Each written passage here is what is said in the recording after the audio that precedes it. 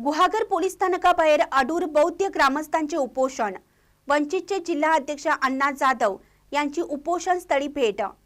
गुहागर तालुक्यातील अडूर गावातील बौद्ध विहारमध्ये जयंती व महापरिनिर्वाण दिनी जाण्यास पोलीस निरीक्षक यांनी मज्जाव केल्याने त्यांची बदली करण्याची मागणी येथील बौद्ध बांधवांकडून होत आहे।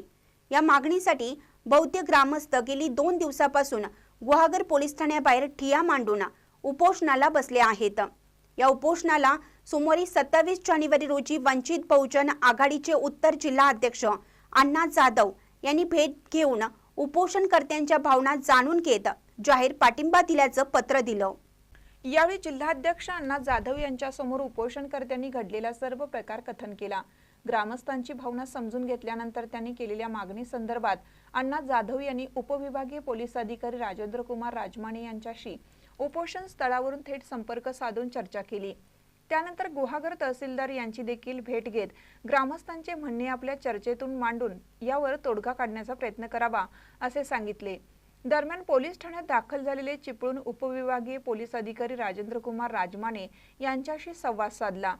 मुळात हा प्रश्न दोघांचा असला तरीही जबाबदार अधिकाऱ्यांनी संयम ठेवून बोलावं लागतं, कारण आपल्या अधिकार पदावरील खुर्चीवर बसलेले असता आपल्याकडे लोकांचा बघण्याचा दृष्टिकोन वेगळा असतो, म्हणून आपण समजून घेऊन वागलं पाहिजे। परंतु जे काही पोलीस अधिकाऱ्यांकडून काही शब्द तोडून निघाले असतील, पण त्यावेळी दिलगिरी व्यक्त करून हा विषय संपुष्टात आणला असता तर ही वेळ आली नसती। त्यामुळे पोलीस अधीक्षक यांना उपोषणस्थळी भेट देऊन ग्रामस्थांचे म्हणणे मांडू दे अशी विनंती केल्याचे यावेळी बोलताना जाधव यांनी बौद्ध ग्रामस्थांना सांगितले।